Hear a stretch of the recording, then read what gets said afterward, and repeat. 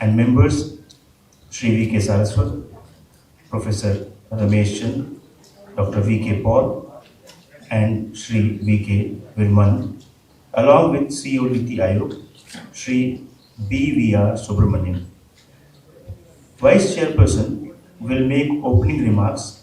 After that, CEO Niti will give details. After that, we will take questions. Thank you very much. Over to sir. Thank you all for being here. As you know, today was the 8th meeting of the Governing Council of Niti Aayog, which has been meeting since Niti Aayog was created or founded in 2015. The Governing Council includes the Honorable Prime Minister as chairperson, those who are here, members and myself, and also members of the Union government, as well as additional members. And you would have seen that the entire composition of the Governing Council of Niti Aayog was announced in a release about a week ago. What is the importance of the meeting of the Governing Council? It is the supreme body where states and the center come together to talk about the development strategy for the country, and it meets in the form of Team India. I think there are two things that are of importance about this particular meeting of the Governing Council. First, that it took place very soon after the historic third term of this government. The second is that it retained the focus on Viksit Bharat at 2047. This had been the subject of last year's Governing Council meeting as well. Of course, since then we've been through an important general election. But I think that if it was the purpose of the Honorable Prime Minister when he spoke from the ramparts of the Red Fort on August 15, 2022, to launch a national debate on how India should use its Amrit Kaal of the next 25 years, I would say that first, he has succeeded. Second, that this is much more about a national mobilization than it is about a particular document. And third, that with the return of this government, it is the central focus of the efforts of government and the states. I'll leave my opening remarks at that. I would now ask CEO Niti Aayog to make his presentation and then ask him to direct questions in the question and answer. So, CEO, could you take over? Yeah. Thank you, Vice President. Friends, this is the 9th meeting of the Governing Council of Niti Aayog, and this is announced quite well in advance. The Prime Minister had said pretty much in March that he would be convening a meeting of the Chief Ministers soon after the elections are over, which he did promptly. So soon after the election results, and he was sworn in, we held a meeting, and the date of the meeting was decided as 27th. Of course, the obvious reason being that the Parliament being in session, everybody is around. So just to get over what may be exciting some of you, what was the participation like? Then that's what I think. So that's the curiosity all around. We had 10 absentees. So let me be very clear. There were 10 absentees and we had 26 participants. All states and UTs put together are 26 in number, 36 in number, minus 10 absentees, we have 26. Who are the ones which are absent? We had absentees from Kerala, that was indicated much earlier. I mean, pretty much at least, I mean, probably 10, 12 days ago. We had Tamil Nadu, Karnataka, Telangana, Bihar, Delhi, Punjab, Himachal Pradesh.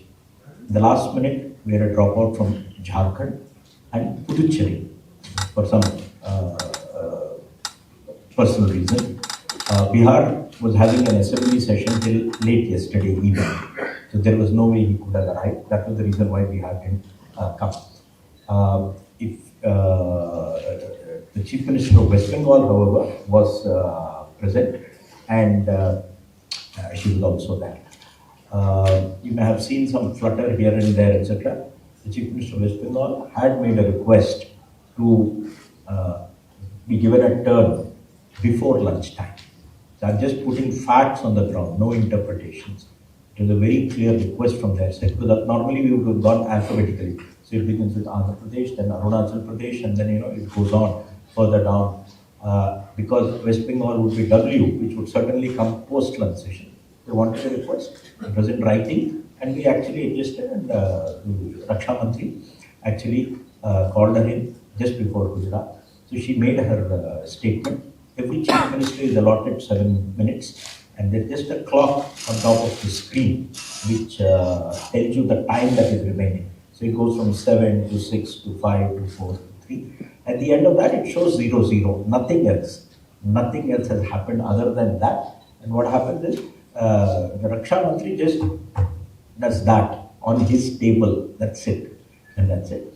And then she said that, look, I would have liked to speak for more time, but I will not speak anymore. That was it. There was nothing more. We all heard. She made her points, and we respectfully heard and noted her points, which will be reflected in the minutes. So I thought I will get over that at the beginning, because I think that's what most people will be curious about. Just to mention the fact, but Chief Secretary continued to attend, and he was in the room even after she left, because she had to catch a flight to Calcutta. She said that she had an assembly session. That's what she told me. In the morning itself, she told me. So that's as far as that is concerned. Now coming back, so I'll take about 10 minutes to quickly brief you on the proceedings of the day. The agenda was titled Viksit Bharat, and it had two major items on the agenda. One was an approach paper for preparing a vision document for Viksit Bharat, and the second is the outcomes of the Chief Secretary's conference, which was held in end December, where the theme was ease of living, and certain conclusions were arrived at on 5 sub-themes under ease of living in drinking water, electricity, education, health and land. So those conclusions of the Chief Secretaries were to be discussed and endorsed by the Chief Ministers. There were 2 parts of the agenda. As the Vice Chairman just said briefly, Viksit Bharat is something that the Prime Minister has been emphasizing since Independence Day 2022. From the ramparts to the Red Fort, he said we should start preparing for a Viksit Bharat by 2047. A lot of work has been happening since then.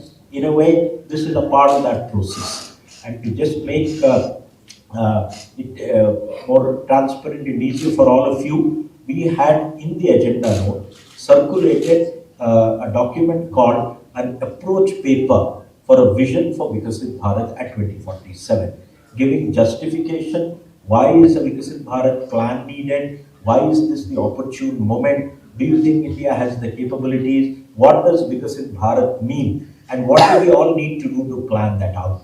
That document will be distributed to at the end of this press conference. I think copies are ready. My officers are there. They will just be distributing it to all of you. Now, a lot of the discussion was on this item. The Prime Minister, in his own opening remark, emphasized on the need for this. He talked about his own travels around the world. He talked about his experience of G20, and he talked about the goodwill that is there around the world for India, and the need for India, in his own word, to grab the opportunity. And if you don't grab the opportunity, you will lose something that the whole world expects you to do. I think that is something he said. And he said, but a Vikasit Bharat, which is a developed India by 2047, cannot be achieved just by wishful thinking. You must have tangible goals which have to be pursued. And he said that the chief ministers have a major role in this, and that's why it was being discussed here. It is because a lot of the action for Vikasit Bharat is the collective action of states. So his basic request to all the states is, please develop vision plans for yourself, for each state, because Vikasit Bharat at the national level is an aggregation of a lot of Vikasit states. And to tell you all, the good news is, over the last year, a lot of states have moved ahead in preparing vision documents. Uttarakhand has one, Uttar Pradesh has one, Gujarat has one, Tamil Nadu has one. In the pipeline, we have Goa, we have Madhya Pradesh, we have Chhattisgarh, we have Orissa, we have Assam, and we have a couple of other states also, Bihar, lining up to prepare vision documents. And I think he made it very clear, why does the aspirational district program or the aspirational block program succeed? It succeeds because it is clear, monitorable, with fixed targets. And if you have fixed targets, you know whether you are online or not. I think if you want to achieve Vikasit Bharat, you should have fixed targets. So he emphasized that please prepare vision plans where you have targets which are monitored. It may not be for this generation, it may be for the next generation. But it's important that you are on the path from now itself. I think that is something he said. And the second thing, and you will get it from the paper we'll be circulating to you, India has demonstrated its capability in actually setting a target and achieving it. Be it in sports in the Asian Games, be it in Chandrayaan, be it COVID vaccine, be it in science and technology, be it in G20, we have demonstrated our ability to leapfrog and deliver what we promised. The nation, the Prime Minister said, is bursting with energy, competence and confidence. I'm translating it to English. He said it, I will just note it the same, but this is the correct word. Confidence, energy and competence, it's all around. And it's the job of the leadership of the country at the national level and the state level to fulfill the hopes and aspirations of the people of India. And he said this is a golden opportunity. The second point he said is, it's not by throwing money alone that you can get everything. Money is often not the constraint. It's how you use the money, and more importantly, it's good governance that is necessary. And whether you want to succeed locally or globally, it's good governance and acting together which can take us to the outcome. He also talked about the positivity that is there for FDI around the world towards India. He wanted states to compete with each other to attract FDI to the country. So that, and he wanted a template to be prepared about how good states are. And the specific word he used is an investor-friendly charter.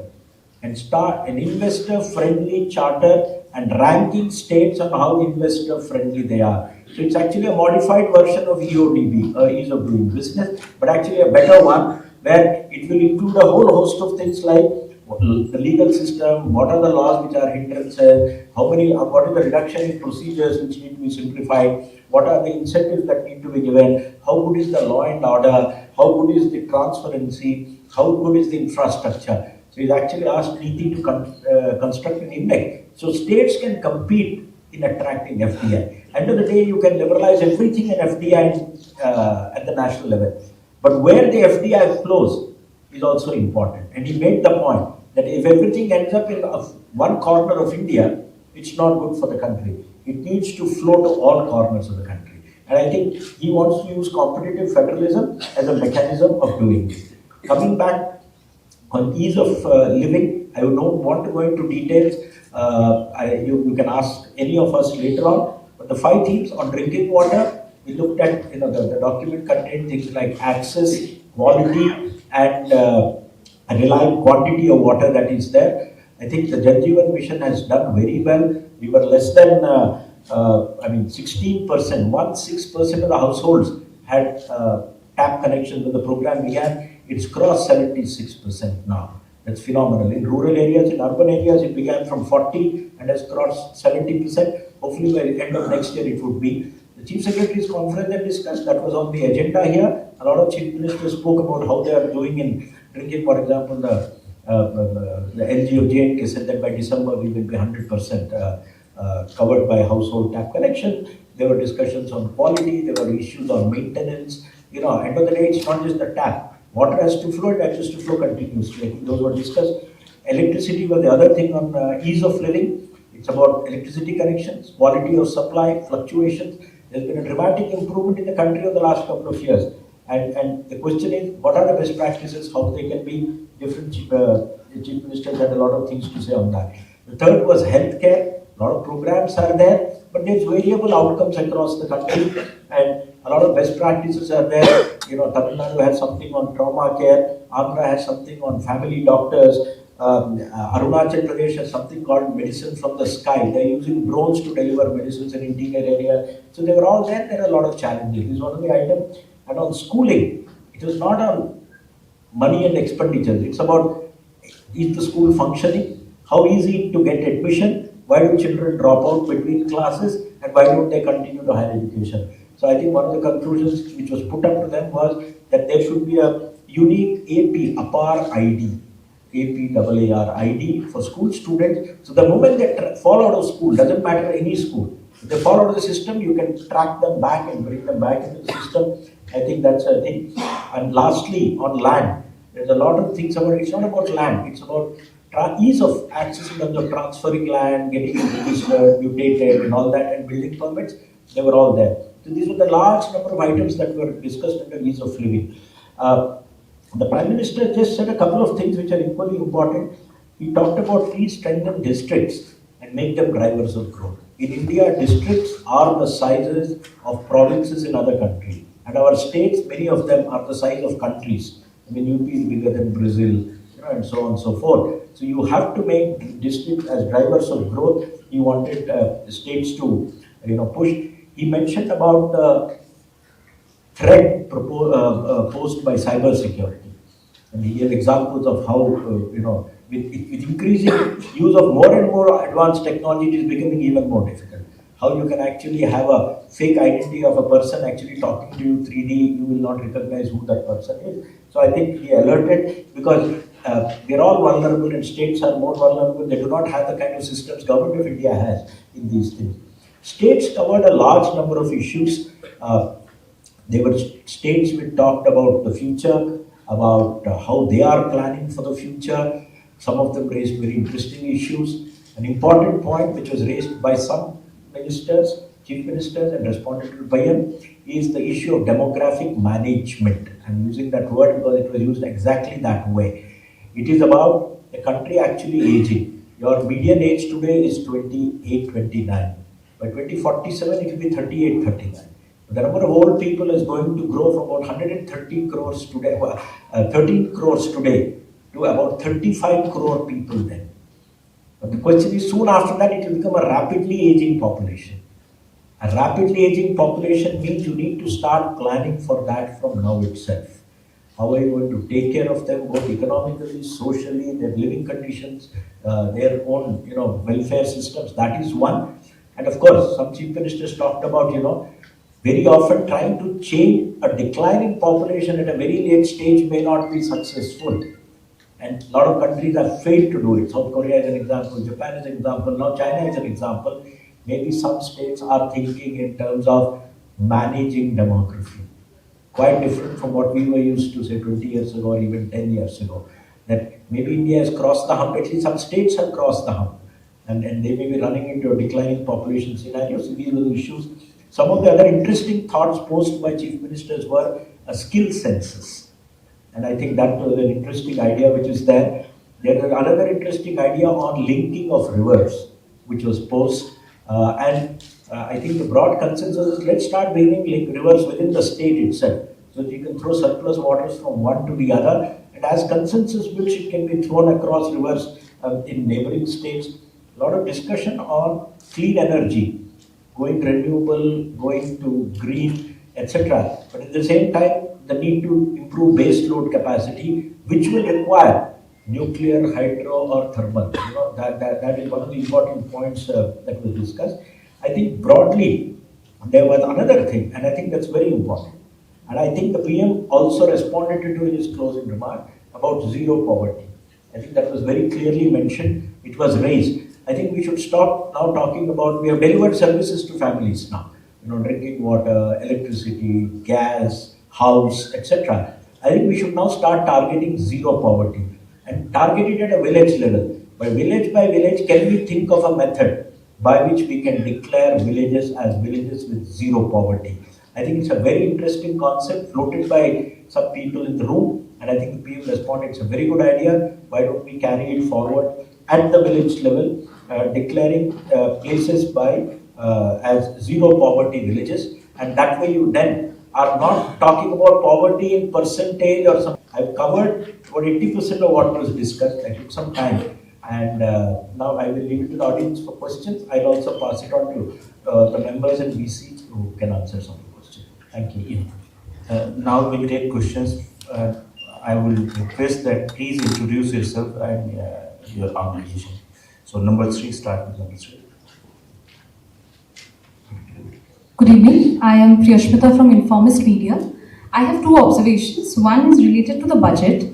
The budget had a mention that after this financial year, the center will start targeting a particular debt to GDP ratio. In this context, the states would also have to set a particular debt to GDP ratio for themselves. So I just would want to ask, considering fiscal prudence is something that is on the panel for the governing council body, were there any conversation on this? And quickly, since Virmani sir is also here who has great perspective on trade, I would like to ask, the budget also mentions about FDI from China. So since you're speaking about making states competitive for FDI, how do you see this Chinese FDI working out for India, especially when we have actually taken trade protectionist measures like anti-dumping duties or import restrictions? So these 2 things, please. Thank you. I'll give a quick answer and then give it to Dr. Virmani. Neither of the 2 were discussed, so I'm putting it up front because they were not on the agenda. But I'm sure at some point in the future they will need to be discussed. Dr. Virmani? Yeah, I don't think, I think this discussion is about the niti program and what we discussed. I'll be very happy to answer your questions on Monday, Tuesday, whenever, but they are really not very related to the conference we just attended. So just get in touch with my office, I'll answer both your questions. I'll give another thing. See, our agenda was prepared prior to the budget, or even economic survey. I mean, this was circulated on 17th of July. So there was no way, we need a 10-day notice to give this. So obviously that was not to be. But I'm sure Niti provides a forum for a lot of these things to be actually thrashed out. And I'm sure it will be. 78. Yeah, see, I would like to add to that. Though Chinese FDI was not discussed, Prime Minister discussed at length how to protect FDI. And he just talked based on his experience in Gujarat. So he just nudged the states that how they should attract FDI. He talked about ease of doing business, better governance, repeal of unnecessary law, which may act as a sort of block for FDI to come to any states. So he emphasized a lot on FDI, but not specifically on Chinese FDI. I would just say that the budget only referred to the glide path for the union deficit. It had no implications for the state. And this was really a discussion about the states with the states. So, was there any discussion, sir, Anupam Mishra from All India Radio. So, was there any discussion about aspirational district program, or because all the themes like drinking water, electricity, everything is related to that? Yeah. So last time aspirational districts figured very, right in the center. This time they were not on the agenda. We don't want the same thing every time. But it was clearly mentioned very early on by the PM in the opening remark that the aspirational model works because you have clear monitorable targets. There is transparent monitoring on a dashboard that enables people to perform. He was basically saying that approach should be adopted. So as and when a vision document is released, it will come with monitorable milestones. So at least you can measure, are you on track or not? he was very clear. He also said that all actions that are to be taken now onwards, once a vision is in the public domain, should be aligned with that vision. 123. So this is Girish from Mint. Sir, by when is the vision document likely to be ready? And once it is ready, what is the plan for implementation? Given that some of the important subjects like land, health, education, etc., are in the state's domain. We are waiting for the chief ministers to actually give us responses on the vision itself. So the piece of paper you have with some additionalities is with them also. So we'll give them about 2 weeks or so, or 3 weeks to send responses and ideas and thoughts. They've been asked three simple questions. What do you think Viksit Bharat should look like? What do you think is the strategy to reach there? What do you think is critical for your state also to reach there, etc.? Once that comes, that have to get complied. So give us a month or month and a half to get that. So, Brinda from Hindustan Times. So, my question, of course, you have mentioned that a lot of states did not participate, but speeches and papers are given by these states beforehand. So, were the states that boycotted the meeting then submitted the paper? And if they haven't, in case, then how is Niti Aayog then going ahead and planning development for these states if they continue not to participate in these meetings? Okay. So, as I said, we had a lot of last minute dropouts. So, I have speeches of some states who have not participated also. I have a speech of Jharkhand with me, I have a speech of Pondicherry with me. They not all have dropped out for boycott reasons. So something would have happened last minute or whatever. So we have that. So we are anyway analyzing it. For those who did not participate, I always say in these things, it is their loss if they are not there. The room is richer if they are there, both for us and for them. Two, nobody is going to be excluded because they are not going to participate. We are one nation in city. 95. I'm Ashwini from the print. I wanted to ask, one of the internal challenges that the approach paper talks about is bridging the rural-urban income gap. Also, one of the tangible goals in the paper talks about to become a developing nation, how the per capita income needs to rise 8 times. So, in the meeting, did the chief minister, did the states discuss how are they planning, what are they doing to meet these tangible goals? And the second question is, when some 10 states, representative from 10 states, the CMs, don't come and are not part of the governing council meeting. So does it impact the implementation of these goals? Because ultimately it's the states who have to kind of implement these goals, work on this. So how does the center-state dynamics work in a situation like this?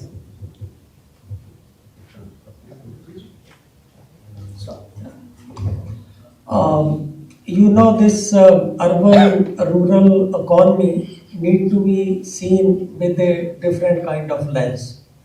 If overall economy is growing, you will find that rural is also growing, because today more than 50% of manufacturing happen in rural area. So it's not that economy is growing and rural is not growing.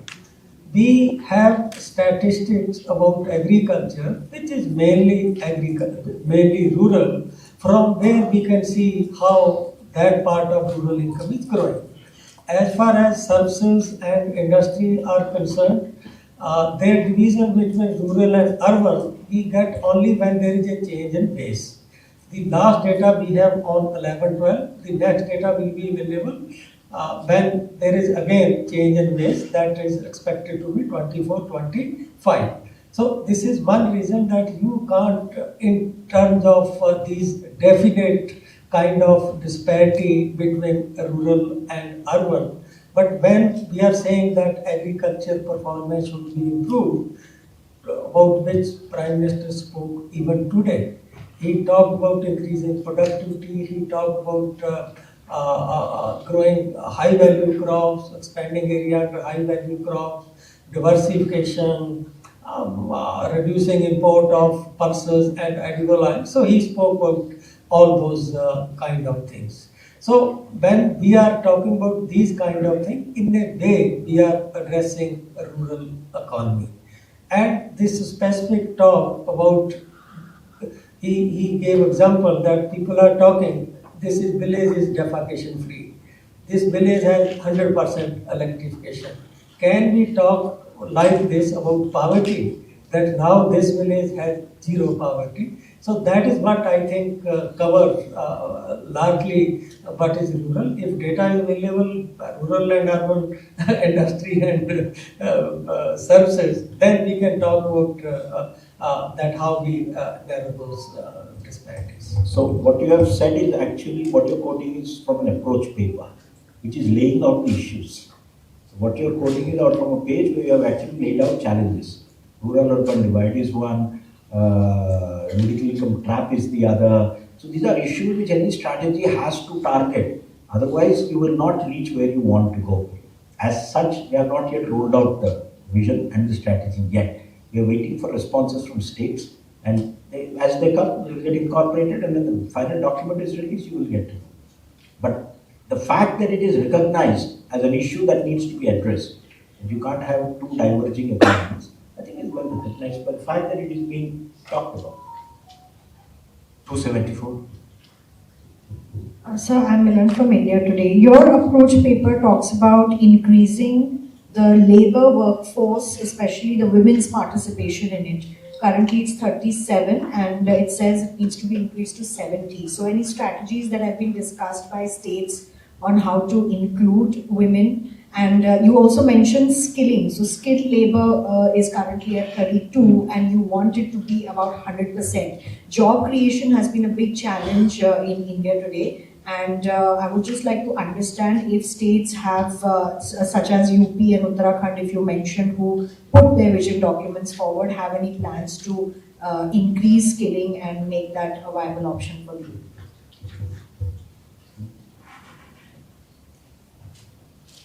Yeah, so I think a lot of chief ministers mentioned women's programs. I think much of it was an appreciation of the government's programs on women. For example, the entrepreneurship program. There was also mention of the skilling programs, etc.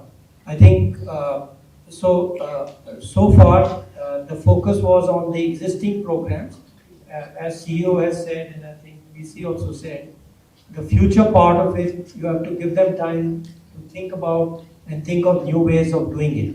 But a lot of them mentioned that this is very important, that they are doing this, and that some of the successful programs which have been introduced by the center, and some of them have evolved these and added more programs to the system.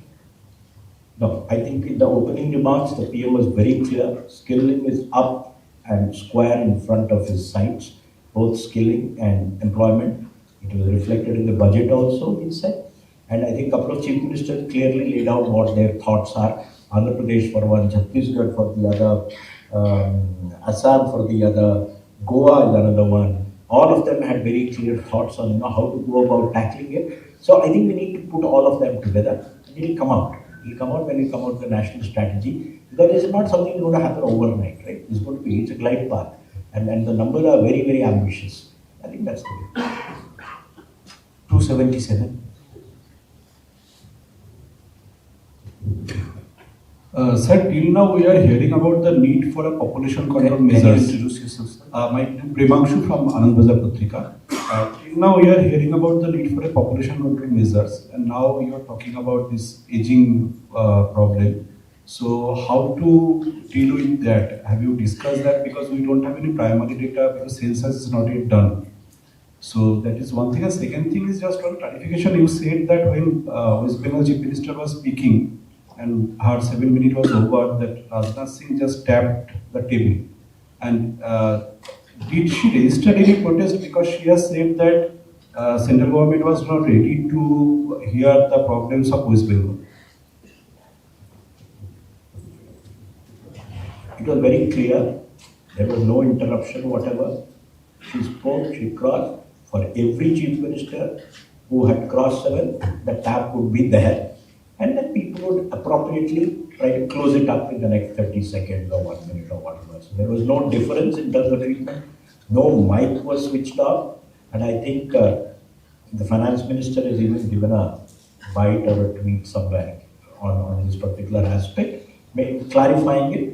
We were all, I have noted down what the West Bengal Chief Minister said. I wouldn't have heard it if the mics had been off. I don't think that was the case at all.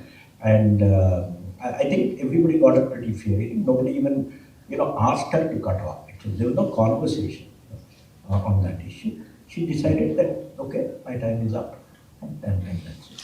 And she anyway had told us earlier that she would leave immediately afterwards. Then, as I said, we adjusted her from afternoon to morning at her request only.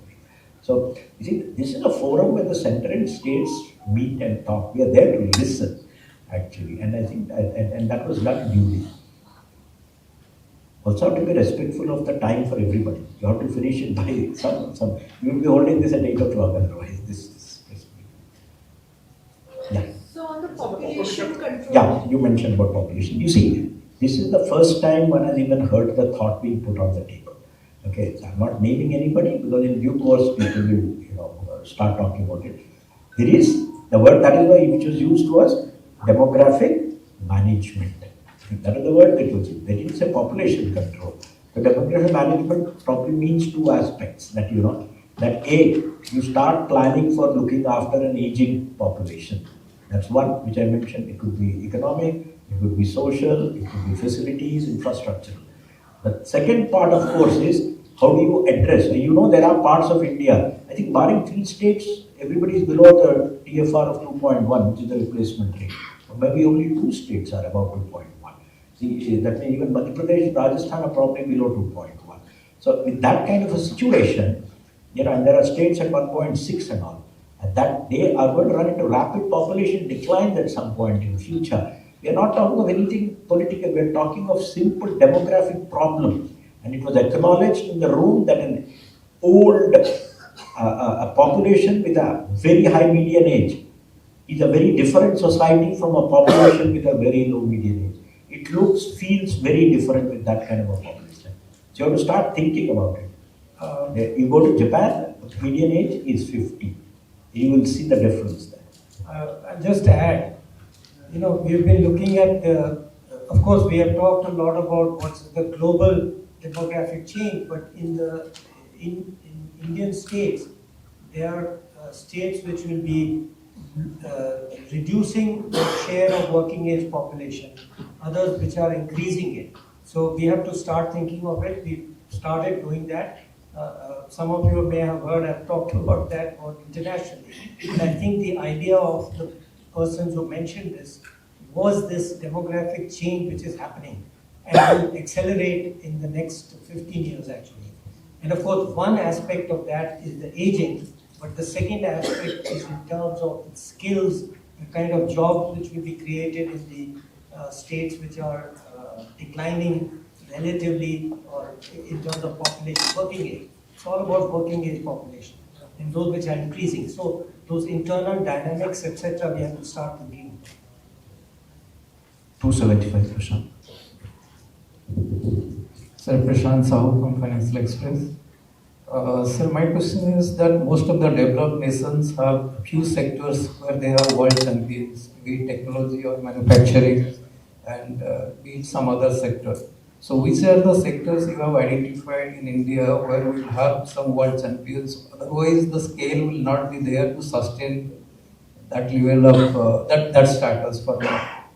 The second question is, when are we expecting the full scale of action plan to implement the vision document that you are preparing? Something has been announced in the budget, but I'll take the issue about the action plan and then perhaps leave it to my colleagues to talk about leading sectors and strategy. The reality is that no parliament can commit its successors. So the operative time horizon is the life of this parliament. However, you can have targets for the longer run and try and get a consensus around that.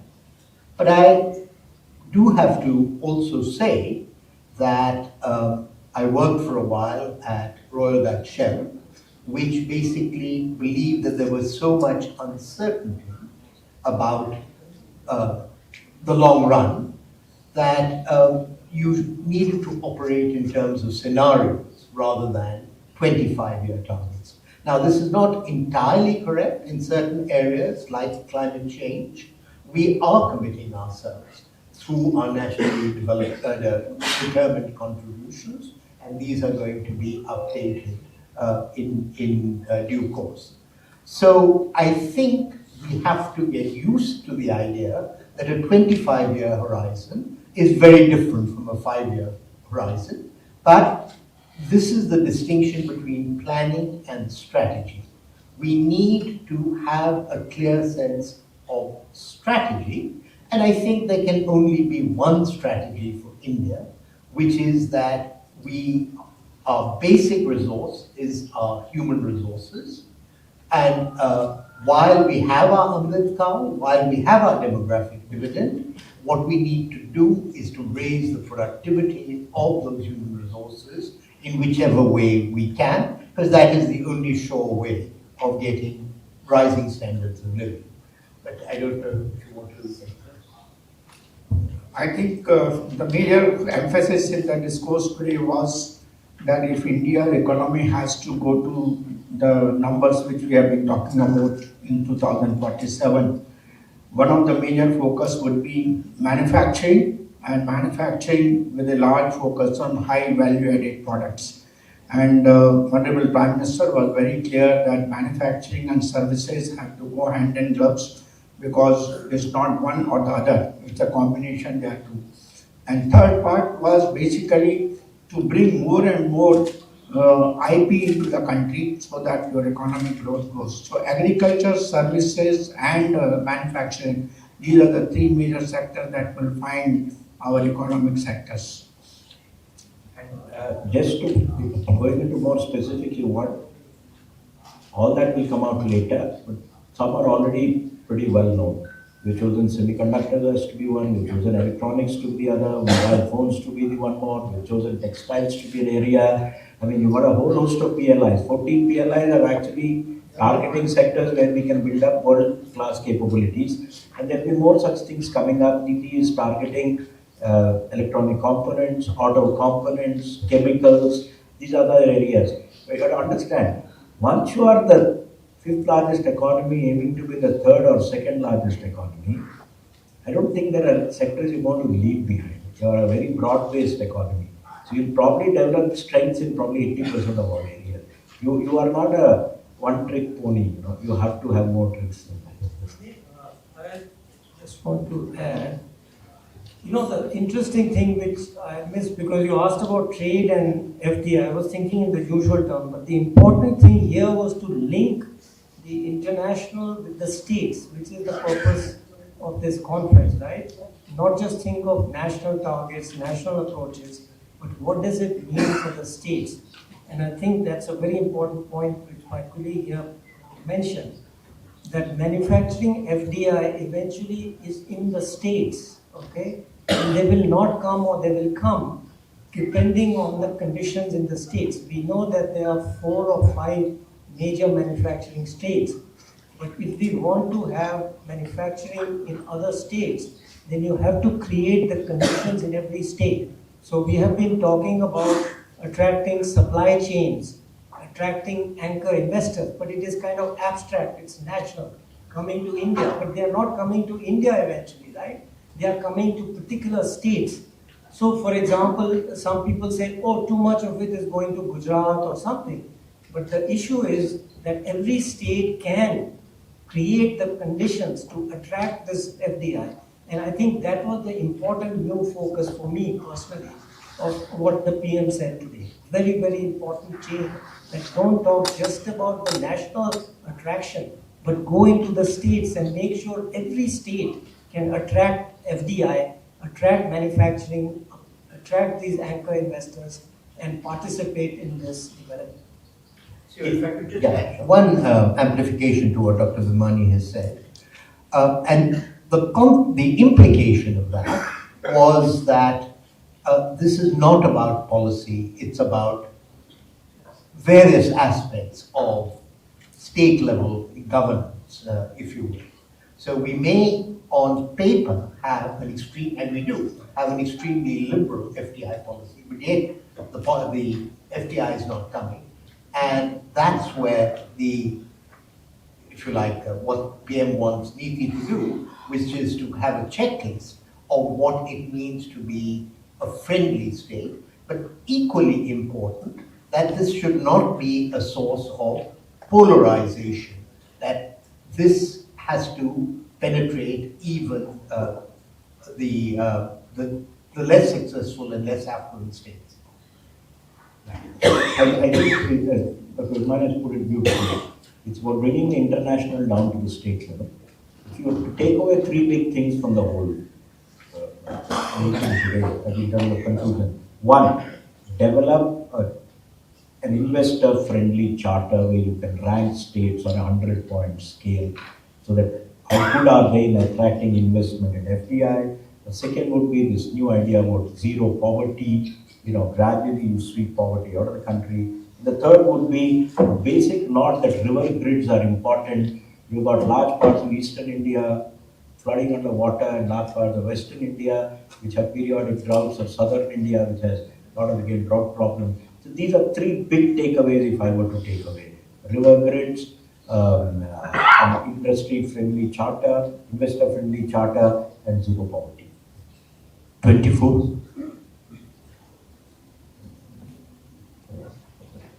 Sir, I'm Arun Dhanta from CNN News 18. My question is that we all know to achieve the target of Viksit Bharat 2047 is something where you need the support of center and states. But what would you say when people like Mamta Banerjee, who's the Chief Minister of West Bengal, says that Niti Aayog does not have powers, it's a toothless tiger, and in fact she's saying that Planning Commission is something which should be brought back in place of Niti Aayog? Look, okay, fine. You see, that the Niti Aayog exists is a matter of fact, and it's reality. So that is it. Two, it's not that Niti Aayog doesn't have any functions. It has functions. The vision documents of most states which have been prepared with active cooperation sometime by Niti Aayog itself, working with state government officers, etc. It has actually transited into a new roles. It's a question of actually what is past and what is present or the future are very different things, and change is always disconcerting. What is the change? It is a forum not for distributing money, because that is now done by Finance Ministry, and what the Niti does, it acts as the long-term strategic planning body of the government. It acts as a policy think tank of the government. It acts as a forum where the center and states sit together and discuss issues and generate consensus. And fourth, it is an advisory body on any specific issue with states.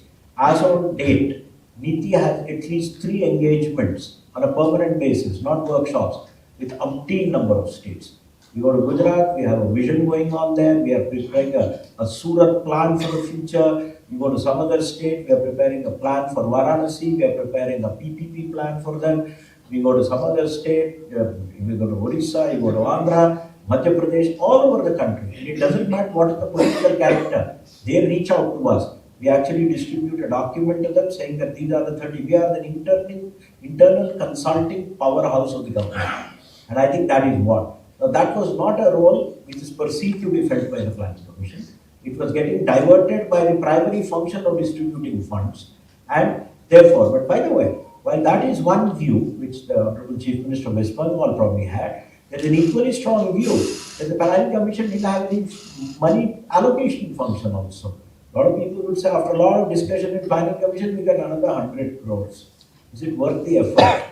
So there's a counter view to that also. So there are people who felt that way. But anyway, that's a debate which is irrelevant because there are other agencies. That function has not disappeared within government. It is being done by something. If somebody doesn't want to use Niti Aayog, that's their choice. And I don't see that happening. They're quite popular.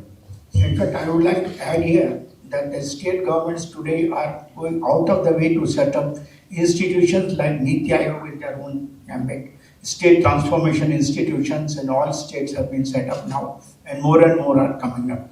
So that shows the efficacy of Niti Aayog in actually doing cooperative federalism in a big way and ensuring that the discourse between center and the states is one that of a progressive thinking rather than just distributing money. If I could perhaps frame the question slightly differently, I think quite an important motive for the Prime Minister to wind up the Planning Commission and create Niti Aayog was that the whole concept of a planning commission, which dated back really to Soviet days, was inappropriate 30 years after a liberalization. And I think to some extent the comments of the Honorable Chief Minister derive from a belief that the way development works is through the allocation of government resources. But the way development works, or should work, is through policies that stimulate the private sector. And the financial allocation by government should be, as it were, the icing on the cake, not the cake itself. And I think Niti Aayog has been freed up to think about what these larger policies are. I'll just give an example. One of the findings is that Indian firms choose to remain pygmies in terms of employment. And one reason we have a less than satisfactory employment position is that there are all kinds of barriers, self-imposed barriers for firms to take on more employees, in contrast, certainly with the United States. Now, we're not going to get the kind of rising productivity, and the Prime Minister mentioned this, until we get our labor force more into the formal sector. That's not something that government funding can do. That's about policy. Policy at the state level, policy at the national level, and if not Niti, the departments can do it, but it is very much the view of the Honorable Prime Minister. They don't have the bandwidth, they don't have the scope, and that's where Niti should be. Small technical on fiscal, the Finance Commission raised the state's share of taxes in the central union government's taxes from 32 to 42%. That is the other side of the coin of the funding which Planning Commission used to do of the states. Those are related. It's not, you shouldn't think of them independently. I'm just making a technical point that they go together. That share would not have been raised from 32 to 42% if there was still a Planning Commission giving funds to the states. So we will take last two questions. 244, please. Sir. Sir.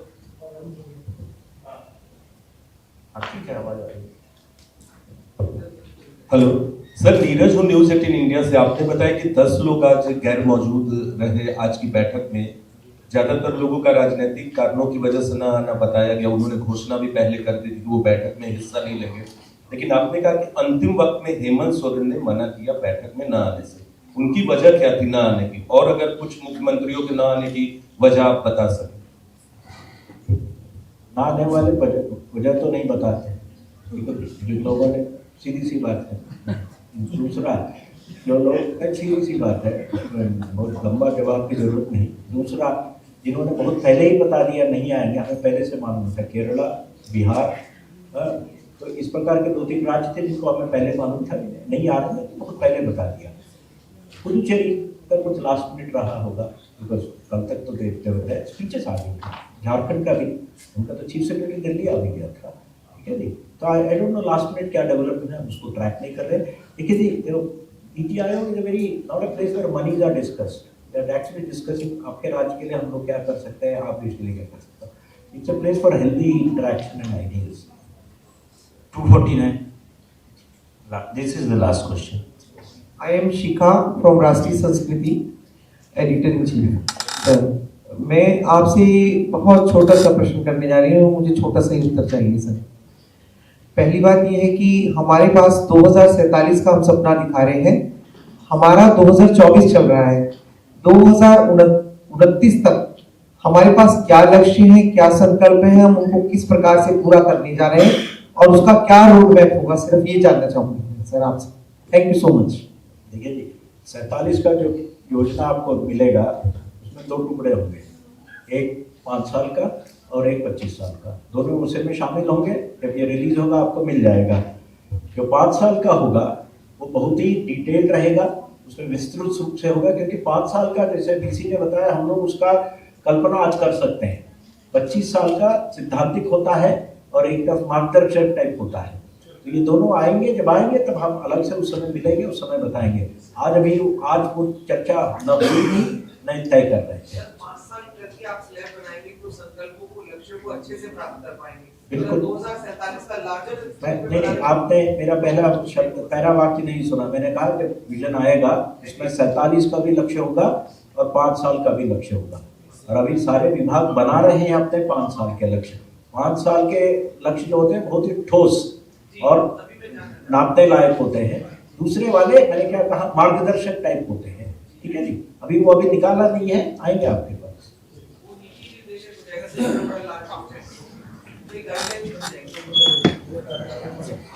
So thank you very much, friends, for this press conference, attending press conference. Now you can have refreshments at the cafeteria on 4th floor. Thank you very much.